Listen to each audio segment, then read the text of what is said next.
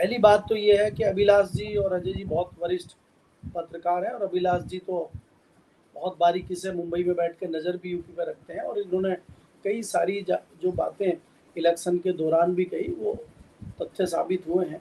मेरा कहने का मतलब है कि उत्तर प्रदेश में जिस प्रकार से अखिलेश ने एक बढ़त हासिल करी है, एक तो उसको बरकरार रखना उनके लिए बहुत बड़ी चुनौती है, और दूसरा ये है कि भारतीय जनता पार्टी 2024 की तैयारी लगातार कर रही है। तो उसमें अखिलेश को देखना होगा कि वो भारतीय जनता पार्टी को कहाँ चुनौती दे पाएंगे।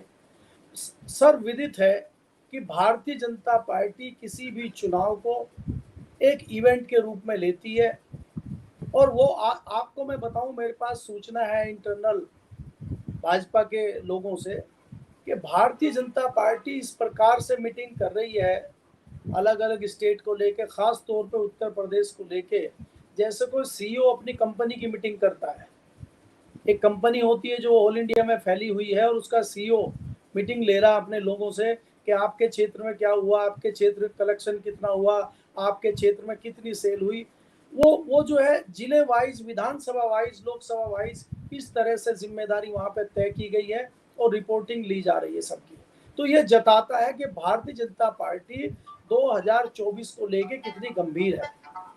आप देखिए कि 2024 को लेकर भारतीय जनता पार्टी जितनी गंभीर है, क्या उतनी गंभीर समाजवादी पार्टी है क्या?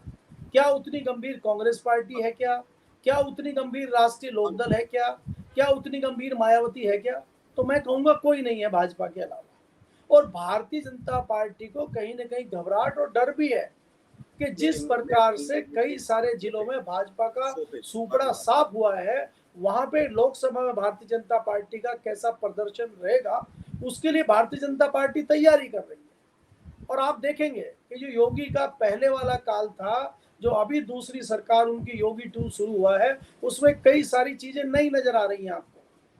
जिस प्रकार से वो एकाएक बुलडोजर चलवा रहे हैं, जिस प्रकार से ये बहुत बड़ा निर्णय मुझे लगता है योगी जी ने लिया, किस प्रकार से लिया गया है मुझे तो समझ नहीं आ रहा है कि सबसे पहले जो है गोरखपुर में ही भोंपू उतारे गए हैं, मंदिरों मस्जिदों दोनों से भोंपू उतर रहे हैं।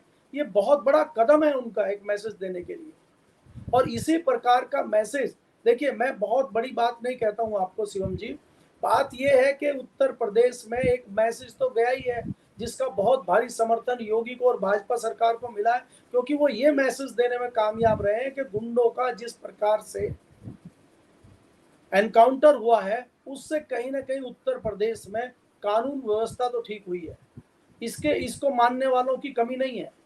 अभिलाष जी भी उत्तर प्रदेश से बिलोंग करते हैं, भले ही वो ना रहते हो, मैं भी उत्तर प्रदेश से बिलोंग करता हूं, और मैं इस बात को बिल्कुल नहीं नकार सकता कि उत्तर प्रदेश में कानून व्यवस्था सुधरी है।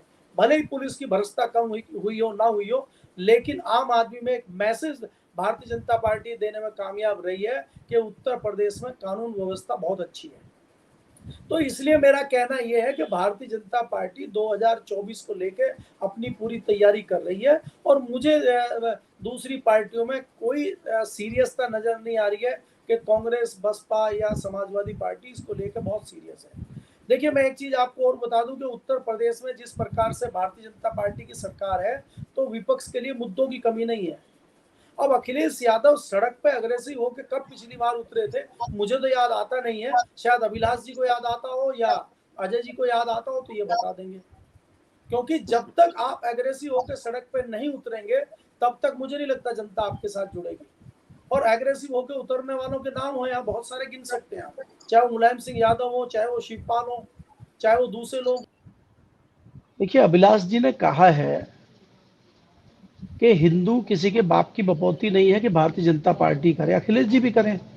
अगर आम आदमी पार्टी उत्तर प्रदेश में जाके, जो कि अभिलाष जी ने कहा 2 करोड़ की जमीन इतने करोड़ों में खरीदी गई, अगर ये चीज आम आदमी पार्टी उत्तर प्रदेश में एक मुद्दा बना सकती है, तो अखिलेश तो उससे ज्यादा काबिल है, उससे ज्यादा अमला है उनका, उससे ज्यादा सिस्टम है। वो मुख्यमंत्री, वो क्यों नहीं बना पाए इस मुद्दे को? जगन रेड्डी दिल्ली से जाके अकेला लड़का, बिल्कुल नया लड़का, पैदल यात्रा करके सड़कों पर उतर के आज आंध्र प्रदेश की सरकार बनाई है।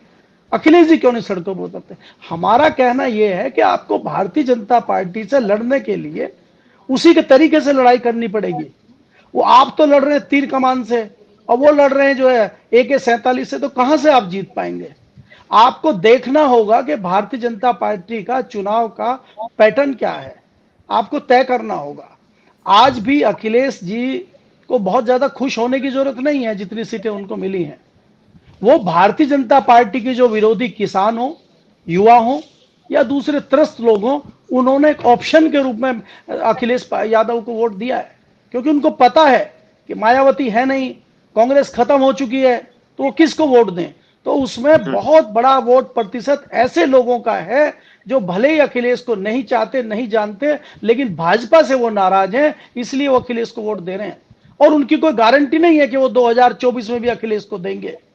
दूसरी बात मैं कहना चाहता हूं, जो अभिलाष जी ने कही है, ये जेल जाने से क्यों नेता डरते हैं?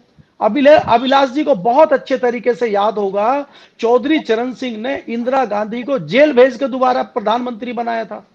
अगर चौधरी चरण सिंह ये गलती नहीं करते तो शायद इंदिरा गांधी इतनी जल्दी खड़ी वापस नहीं हो पाती। ये ऐतिहासिक तथ्य है, आप इसको मिटा नहीं सकते। तो नेता तो जब तक, और देखिए आप माने चाहे ना माने, आज जो इतने बड़े लेवल पे लालू प्रसाद का लड़का राजनीति कर रहा है, उसका एक ये भी कारण है कि लालू यादव लगातार जेल में है, सिंपैथी भी मिल रही है। और एक ऐसा आदमी जो बहुत छोटे घर से निकल के और इस राजनीति को चीरते हुए, उसके कंधे पे पैर रखते हुए शीर्ष पे पहुंचा है। लालू यादव को आप भ्रष्ट कह सकते हैं। क्या चारा घोटाला इतना बड़ा घोटाला था कि आज तक वो जेल से बाहर नहीं आए? इसके अलावा कोई घोटाले नहीं हुए क्या? यहाँ पे राजनीति का सबसे बड़ा घोटाला चारा घोटाला था क्या? तो एक राजनीति के तहत ही लालू यादव को अंदर रखा गया था। दूसरी चीजें, मेरा कहना यह है कि गलत चीजें हो सकती है बहुत सारी, मैं उसमें सफाई नहीं दे रहा, ना मैं यहां लालू यादव को डिफेंड कर रहा हूं। मैं राजनीति बताना चाह रहा हूं कि भारत में राजनीति किस प्रकार से होती है। तो जो नेता जेल जाने से, मायावती जी को जेल जाने से मेरी नॉलेज में पिछले 20 साल से बहुत ज्यादा डर लग रहा है। वो भुगत रही है, उसका रिजल्ट उनको मिल गया कि वो राजनीति से बाहर हो गई। और जो नेता जेल जाने से नहीं डरेगा वो नेता बनेगा। शिवपाल यादव लाठी खाए जेल गए तो नेता है। आप किसी भी नेता को उठा लीजिए। यही केजरीवाल प्रेस क्लब के पीछे 3 दिन तक रजाई ओढ़ के सोए थे सर्दियों में, जेल जाने से नहीं डर रहे थे। आज ठोके, बीजेपी को ठोके कि नहीं, दिल्ली में भी और पंजाब में भी। आप मुझे बताइए, मोदी जी का जादू पूरे भारत में चल रहा है और उनकी नाक के नीचे दिल्ली में नहीं चल पा रहा है, इसका क्या कारण है? तो क्योंकि क्या ये केजरीवाल को क्यों डर नहीं लग रहा बुलडोजर से जेल जाने से, बाकी लोगों को क्यों लग रहा है? तो जब तक आप एग्रेसिव होकर सड़कों पर नहीं उतरेंगे, मुकाबला नहीं करेंगे, मुझे नहीं लगता आप भाजपा का सामना कर पाए। क्योंकि आपको मैं फिर वही दोबारा बात कह रहा हूं कि भारतीय जनता पार्टी राजनीति करने, और करनी भी चाहिए, मैं भारतीय जनता पार्टी को गलत नहीं कह रहा हूं, कोई भी करेगा, सरकार बनाने के लिए, शीर्ष पे पहुंचने के लिए, अपनी सरकार राज्यों में, केंद्र में बनाने के लिए शाम दाम दंड भेद सभी राजनीतिक दल करते हैं, और भारतीय जनता पार्टी भी कर रही है। भारतीय जनता पार्टी एक बहुत अच्छे तरीके से कर रही है, आप कह सकते हैं। बाकी पार्टियां पिछड़ी हुई हैं, आपस में फूट पड़ी हुई है। आप देख सकते हैं कि कांग्रेस में किस तरह से जो है, जैसे कहते हैं हमारे यहाँ का गांव में कहावत है कि टोटे में लड़ाई होती है, तो आपस में लड़ाइयां हो रही हैं उनकी। एक नाव में बैठे हुए 12 लोग और सब पतवार अलग अलग चला रहे हैं, नाव वहीं की वहीं खड़ी हुई है। तो इसमें हमें देखना होगा कि आप किससे मुकाबला करने चले हैं। क्या इस स्थिति में कांग्रेस देश में 2024 में भाजपा का मुकाबला करने की स्थिति में है? ये भी आत्ममंथन करने की जरूरत है, चुनाव विश्लेषकों को, राजनीतिज्ञों को, बाकी लोगों को। अभी तो चिंतन शिविर उनका राजस्थान में है और उसमें राजस्थान में वो चिंतन कर रहे हैं कि सचिन पायलट को मैनेज कैसे करें। राजस्थान में कांग्रेस का सफाया होने जा रहा है, हो सकता है चुनाव से पहले ही हो जाए। देखिए, जो पैटर्न मध्य प्रदेश में चला था भारतीय जनता पार्टी का, वो राजस्थान में नहीं चलेगा, इसकी कोई गारंटी नहीं ले सकता है। दूसरी चीज ये है कि अगर वो पहले नहीं जाएगी तो वहां बाद में जाएगी, क्योंकि वो इसलिए नहीं जाएगी कि भारतीय जनता पार्टी वहां पे बहुत ज्यादा कुछ बढ़िया कर दे, वो इसलिए जाएगी कि कांग्रेस का संगठन जो है वो जर्जर हो चुका है। कांग्रेस में कोई आज नेता नहीं बचा है जो निर्णय ले सके। वहां सिर्फ चाटुकारों की जो है फौज इकट्ठी है, और वो चाहते हैं हमारे आका लोग जो है वो किस प्रकार से खुश रहें, वही सब वहां चल रहा है। पिछले आप 1 हफ्ते से देख रहे हैं जिस तरीके से वहां नाटक भाजपा में चल रहा है, सॉरी कांग्रेस में नाटक 1 हफ्ते से चल रहा है, वो तमाशा बना हुआ है पूरे देश के लिए। तो ये इसी का फायदा भारतीय जनता पार्टी को कहीं ना कहीं मिल रहा है। और आप हमसे जुड़े रहने के लिए सब्सक्राइब करें YouTube पर, फॉलो करें ट्विटर पर और लाइक करें Facebook पर। और ज्यादा जानकारी के लिए आपको टाइप करना होगा सिर्फ न्यूज नशा।